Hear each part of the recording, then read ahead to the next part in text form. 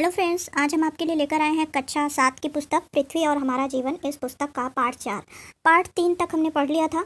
तो हर बार की तरह इस बार भी हम रिवाइज करेंगे कि पार्ट 3 में हमने क्या क्या सीखा। उसके बाद आज के पार्ट को शुरू करेंगे। तो पार्ट 3 में हमने देखा था धरातल के रूप बदलने वाले जो आंतरिक कारक हैं वो कौन कौन से हैं, ये सब हमने देखा था। आंतरिक बल में दीर्घकालिक बल और आकस्मिक बल दो आते हैं जो परिवर्तन लाते हैं धरातल के रूप में। और उसमें दीर्घकालिक बल में वलन और भ्रंशन हमने देखा और आकस्मिक बल में ज्वालामुखी और भूकंप हमने देखा था। तो ज्वालामुखी के बारे में हमने जाना और कुछ बहुत सी इंपॉर्टेंट चीज़ें भी हमने देखी, जैसे ज्वालामुखी कितने प्रकार की होती हैं और प्रमुख ज्वालामुखी के नाम हमने जाने। जैसे सक्रिय ज्वालामुखी में जो है कौन कौन सा है, इटली का एटना और स्ट्रोम्बोली। और जो है सुप्त ज्वालामुखी में फ्यूजियामा जापान का और वेसुवियस जो है इटली का, ये सुप्त ज्वालामुखी में आते हैं। यानी कभी कभी इनमें उद्गार हो जाता है ज्वालामुखी का और फिर वे जो है फिर शांत हो जाते हैं। तो इन्हें जो है सुप्त ज्वालामुखी कहते हैं। और फिर उसके बाद हमने शांत ज्वालामुखी देखा था, यानी जो कभी इनमें उद्गार हुआ था लावा का, लेकिन अब ये जो है इनके मुख में पानी भर गया और ये झील का निर्माण इनमें हो गया है, तो इसको हम शांत ज्वालामुखी कहते हैं।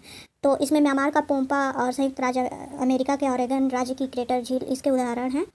और इसके अतिरिक्त ज्वालामुखी का मानव जीवन पर पड़ने वाले लाभकारी प्रभाव और हानिकारक प्रभाव के बारे में भी हमने देखा।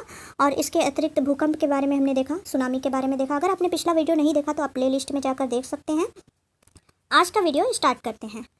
आज हम देखेंगे धरातल के रूप बदलने वाले बाह्य कारक कौन कौन से हैं।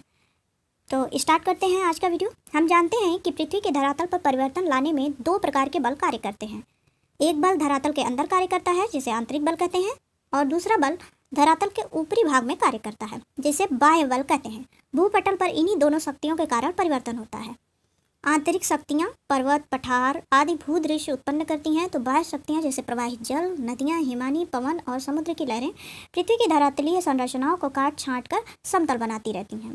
पृथ्वी की बाह्य शक्तियों द्वारा भूपटल के ऊपर तोड़फोड़ की जाती है, जिससे टूटे हुए टुकड़ों को एक स्थान से दूसरे स्थान पर इकट्ठा करने की क्रिया को अनाच्छादन कहते हैं। ठीक है, अनाच्छादन के बारे में बीटीसी के जो एग्ज़ाम होता है हमारे यूपी में, तो इसमें जो है कई बार पूछा गया है। अनाच्छादन, अपरदन और अपक्षय, इन दोनों के बारे में पूछा गया है। तो अनाच्छादन के बारे में देखते हैं कि क्या है आगे। ठीक है, अनाच्छादन के अंतर्गत अपक्षय, अपरदन और निक्षेपण तीनों क्रियाओं को सम्मिलित किया गया है। ऊंचे भाग को अपक्षय और अपरदन क्रिया द्वारा समतल मैदान में बदलने की क्रिया होती रहती है। अपक्षय और अपरदन क्या है, आइए इसे जानें। ठीक है, अपक्षय के बारे में पहले जानते हैं। ऋतु और मौसम के प्रभाव द्वारा चट्टानें धीरे धीरे अपने ही स्थान पर छोटे छोटे टुकड़ों में टूटती फूटती रहती हैं। चट्टानों के अपने स्थान पर टूटने फूटने की क्रिया को अपक्षय कहते हैं। ठीक है, यहाँ सरल शब्दों में परिभाषित किया गया है अपक्षय को। चट्टानों के अपने स्थान पर टूटने फूटने की क्रिया को अपक्षय कहते हैं। इसमें टूटे हुए टुकड़ों को एक स्थान से दूसरे स्थान पर नहीं ले जाया जाता है। अपक्षय के कार्य में ताप, वर्षा का जल, पाला, वनस्पति, जीव जंतु तथा मानव का हाथ रहता है। यह मुख्य रूप से 3 प्रकार का होता है, भौतिक, रासायनिक एवं जैविक। ठीक है, तो अपक्षय 3 प्रकार के होते हैं, भौतिक, रासायनिक और जैविक। यहाँ देखिए भौतिक अपक्षय को यहाँ पर दर्शाया गया है चित्र के माध्यम से। यहाँ चट्टानों में जो है सूरज और चाँद के कारण जो ताप होता है परिवर्तन, उसके कारण जो है यहाँ पर देखिए यहाँ अपक्षय हो रहा है, चट्टानें टूट रही हैं। तो इसको हम आगे विस्तार से देखेंगे। स्वयं सोचकर बताइए, जलती हुई लालटेन के शीशे पानी की छींटें पड़ने पर क्यों चटक जाते हैं? पहाड़ी क्षेत्रों में शीत ऋतु में पानी के नल क्यों फट जाते हैं? इन दोनों सवालों के जवाब अभी आपको आगे मिल जाएंगे। और पहले हम देखते हैं भौतिक अपक्षय के बारे में। ठीक है, चट्टानें दिन में सूर्य की गर्मी से गर्म होकर फैल जाती हैं और रात में तापमान कम होने के कारण सिकुड़ जाती हैं। इससे चट्टानें धीरे धीरे कमज़ोर पड़ने लगती हैं और टूट जाती हैं। जैसे जलती लालटेन के शीशे पर पानी की छींटें पड़ने पर शीशा चटक जाता है। इससे चट्टानें छोटे छोटे कणों में टूटकर बिखरने लगती हैं। हवा भी अपने प्रभाव से चट्टानों को तोड़ फोड़ देती है। चट्टानों के इस प्रकार टूटने को भौतिक अपक्षय कहते हैं। ठीक है, तो इस प्रकार से जब टूटती हैं तापमान के कारण, तो वो जो है भौतिक अपक्षय कहलाता है। ठीक है, आगे है रासायनिक अपक्षय। तो देखते हैं क्या है रासायनिक अपक्षय। चट्टानों में अनेक प्रकार के खनिजों का सम्मिश्रण पाया जाता है। पानी के संपर्क में इन तत्वों में परिवर्तन होता रहता है। इस परिवर्तन से सैल यानी चट्टान के बंधन ढीले पड़ जाते हैं और रासायनिक प्रक्रिया से चट्टानें टूटने लगती हैं। इस प्रक्रिया को रासायनिक अपक्षय कहते हैं। जैसे वर्षा ऋतु में लोहे में जंग लग जाता है, बाद में यह जंग लोहे की परत को ढीला करके अलग कर देता है। ऐसा क्यों होता है, सोचकर बताइए। और यहाँ पर एक क्रियाकलाप भी दिया गया है। एक चूने का टुकड़ा लीजिए, इसको किसी बर्तन में रखकर पानी डालिए तथा इस पर होने वाले परिवर्तन को देखिए तथा अपनी अभ्यास पुस्तिका पर लिखिए। ये क्रियाकलाप कक्षा में बच्चों से कराया जा सकता है और उनको जो है एक्सपीरियंस आएगा इससे। आगे है, जंग लगने से लोहे को क्या नुकसान होता है बताइए। तो ये भी बच्चों से जो है कक्षा में कहा गया है कि बच्चे ये सोचकर जब लिखेंगे तो उनमें कल्पना शक्ति का भी विकास होगा और उनका ज्ञान जो अधिगम होगा वो अस्थायी होगा। आगे है जैविक अक्षय। तो जैविक अक्षय देखते हैं। अभी हमने भौतिक अक्षय देखा और रासायनिक अक्षय देखा, अब हम देखेंगे जैविक अक्षय के बारे में। पृथ्वी पर रहने वाले जीव जंतु तथा मानव की विभिन्न प्रक्रियाओं द्वारा भी चट्टानें कमजोर होती हैं। जंतुओं द्वारा बिल बनाना तथा मानव द्वारा खाने खोदना, सड़कें बनाना, सुरंग बनाना आदि। इसी प्रकार चट्टानों की दरारों में जब हवा द्वारा बीज उड़कर गिर जाते हैं तथा वहाँ पौधा उगने लगता है और धीरे धीरे वृक्ष का रूप लेने पर उसकी जड़ें चट्टानों को कमजोर करती हैं, इसे जैविक अक्षय कहते हैं। यहाँ देखिए जैविक अक्षय को चित्र के माध्यम से दर्शाया गया है। यहाँ पर देखिए वर्षा की फुहार, जब पानी पड़ा है तो यहाँ पर पौधे उगाए हैं, देख सकते हैं आप। आगे बढ़ते हैं, अब है अपरदन के बारे में। अभी हमने अक्षय के बारे में जाना। चट्टानों के अपने स्थान पर टूटने फूटने की क्रिया को अक्षय कहते हैं और अक्षय 3 प्रकार के होते हैं, भौतिक, रासायनिक एवं जैविक। तो ये तीनों के बारे में हमने देख लिया। अब हम जानेंगे अपरदन के बारे में। तो अपरदन क्या है देखते हैं। जब प्रवाहित जल, पवन, समुद्री लहरें, हिमानी आदि शक्तियाँ चट्टानों में तोड़ फोड़ करती हैं तथा परिवहन द्वारा उन्हें दूसरी जगह ले जाती हैं तो इस क्रिया को अपरदन कहते हैं। इनमें कटाव और बहाव की क्रिया को शामिल किया जाता है।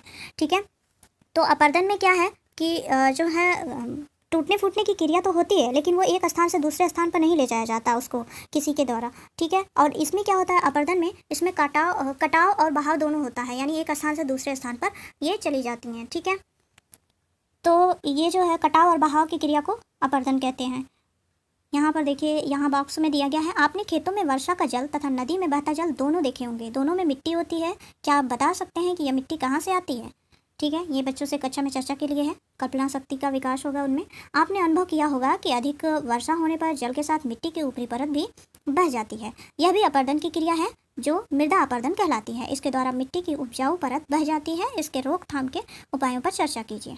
आगे है अपरदन मानवीय क्रियाओं द्वारा भी होता है। कैसे देखें, गांवों, कस्बों, नगरों का जैसे जैसे विकास होता है तो भवनों या सड़कों के निर्माण के लिए जमीन से वनस्पति साफ कर दी जाती है, जिससे भूमि की ऊपरी सतह की मिट्टी बह जाती है। यह क्रिया अपरदन कहलाती है।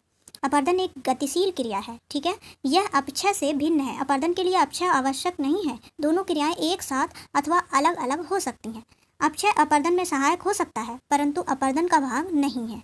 ठीक है, यहाँ ये चीज़ ध्यान देने वाली बात है। अपक्षय जो है अपरदन में सहायक हो सकता है परंतु अपरदन का भाग नहीं है अपक्षय। ठीक है, निक्षेपण के बारे में अब दिया गया है, क्योंकि अनाच्छादन जो हमने पढ़ा उसमें ये तीनों क्रियाएं आती हैं, अपक्षय, अपरदन और निक्षेपण।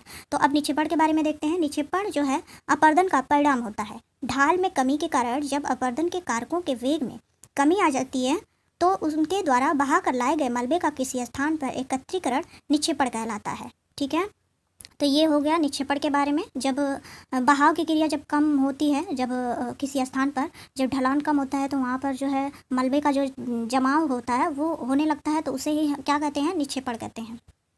वर्षा का जल, भूमिगत जल, नदी, पवन, हिमानी, सागरी लहरें चट्टानों को कुरेद कर उन्हें कैसे अपरदित करती हैं, आइए जानें। तो प्रवाहित जल कैसे अपरदन में सहायक है देखते हैं। जल का बहता रूप नदी या सरिता कहलाता है। नदी का अपरदन कार्य सबसे महत्वपूर्ण होता है। नदी का अपरदन कार्य नदी के ढाल, जल की मात्रा तथा वेग पर निर्भर करता है। इसलिए नदियां पर्वतीय भागों में अधिक अपरदन करती हैं। इसके विपरीत मैदानी और डेल्टाई भागों में अधिक निक्षेपण होता है। नदियां अपरदन एवं निक्षेपण द्वारा विभिन्न प्रकार की भू आकृतियों का निर्माण करती हैं। आइए इनके बारे में जानें। नदी पर्वतीय क्षेत्र में अपनी तली को काटकर उसे गहरा करती है। देखिए यहाँ पर दर्शाया गया है।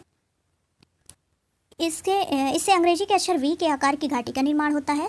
इसे वी आकार की घाटी कहते हैं। जब वी आकार की घाटी गहरी एवं संकरी होती है तो उसे गार्ज कहते हैं। इसके किनारे खड़े ढाल वाले होते हैं। भारत में हिमालय पर्वत में सिंधु, सतलज और ब्रह्मपुत्र नदियों के गार्ज दर्शनीय हैं।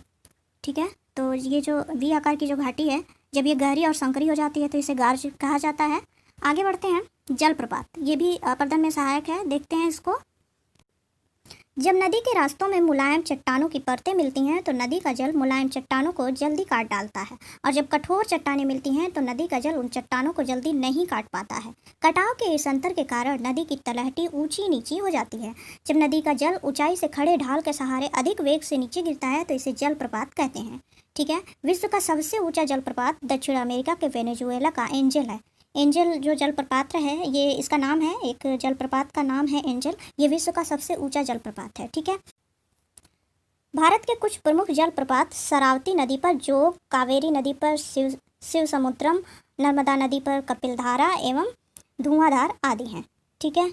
तो ये भारत के कुछ प्रमुख जलप्रपात के नाम यहाँ पर दिए गए हैं, कौन सी नदी पर कौन सा जलप्रपात है। ठीक है। क्रियाकलाप, आप किन्हीं दो जलप्रपातों के नाम लिखिए जिन्हें आपने देखा या सुना हो। तो ये बच्चा जो है जब इसके बारे में देखा होगा तो ऑब्वियसली वो बताएगा, लेकिन हमारे जो ग्रामीण इलाकों के बच्चे हैं वो कहाँ से देखेंगे।